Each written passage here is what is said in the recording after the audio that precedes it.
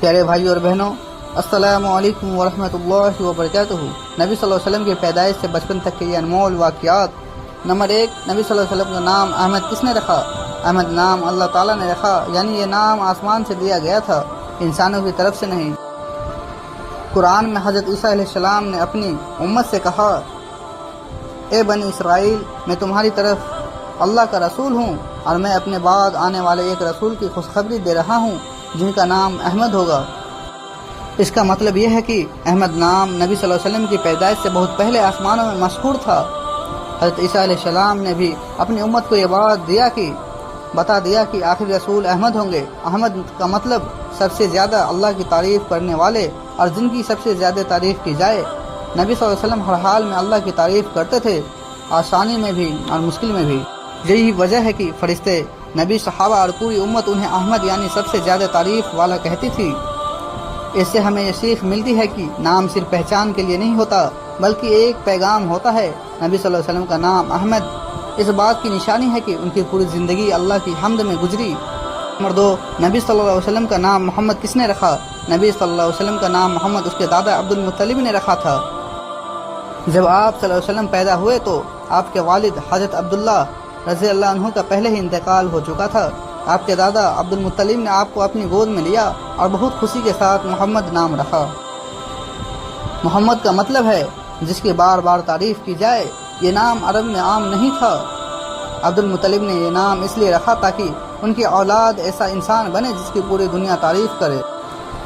اور واقعی اللہ تعالیٰ نے نبی صلی اللہ علیہ وسلم کو اتنا اونچا درجہ دیا کہ آج پوری دنیا 5 وقت اذان میں آپ کا نام لیتی ہے اور درود بھیجتی ہے۔ یہ بھی اللہ کی طرف سے طے تھا کہ ان کا پیارا رسول صلی اللہ علیہ وسلم صرف احمد ہی نہیں بلکہ محمد بھی کہلائے، تاکہ زمین اور آسمان دونوں جگہ ان کا ذکر ہمیشہ رہے۔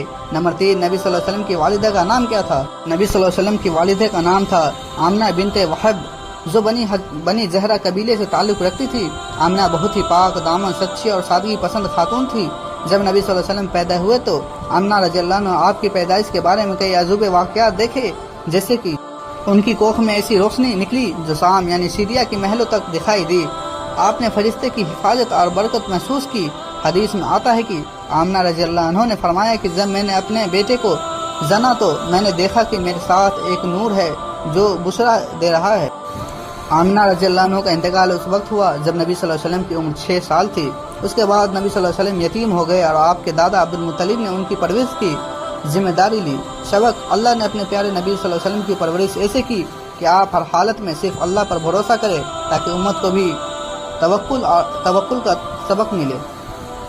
نبی صلی اللہ علیہ وسلم کے دادا کا نام کیا تھا؟ نبی صلی اللہ علیہ وسلم کا دادا کا نام تھا عبد المطلب، اصلی نام شیبہ تھا، لیکن لوگ انہیں عبد المطلب کہنے لگے۔ وہ قریش قبیلے کے بہت عزتدار اور مکہ کے سردار تھے۔ اتہاس میں مشہور ہے کہ کعبہ کی خدمت یعنی شیبہ اور حج کے تمام انتظام انہی کے ذمے تھے۔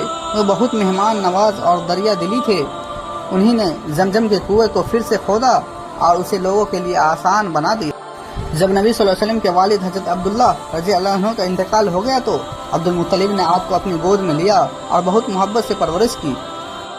کہتے ہیں کہ وہ اپنی بیٹھی یعنی مجلس میں کسی کو پاس بیٹھنے نہیں دیتے تھے، لیکن چھوٹے بچے محمد صلی اللہ علیہ وسلم آ کر ان کے پاس بیٹھ جاتے تھے اور وہ خوشی سے انہیں اپنے ساتھ بٹھا لیتے تھے۔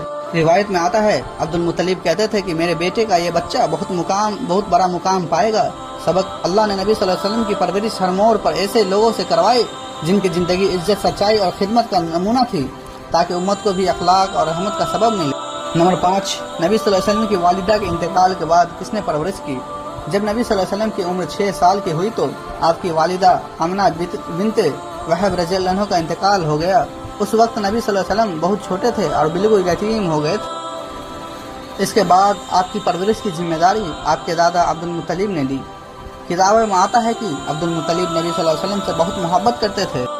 جب وہ کعبہ کے پاس بیٹھتے تو کسی کو اپنے پاس آنے نہیں دیتے تھے، لیکن نبی صلی اللہ علیہ وسلم ان کے پاس بیٹھ جاتے اور وہ خوشی سے آپ کو گود میں اٹھا لیتے تھے۔ وہ اکثر کہا کرتے تھے، میرا یہ پوتا بڑا ہونے پر ضرور بہت بڑا درجہ پائے گا۔ لیکن جب نبی صلی اللہ علیہ وسلم 8 سال کے ہوئے تو عبد المطلب کا بھی انتقال ہو گیا۔ پھر آپ کی پرورش کی ذمہ داری آپ کے چچا ابو طالب نے سنبھالی۔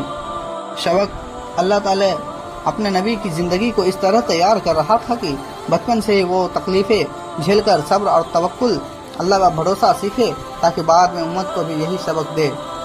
تو ناظرین، ملتے ہیں کل اگلی ویڈیو کے ساتھ، تب تک کے لیے السلام علیکم ورحمۃ اللہ وبرکاتہ۔ خدا حافظ۔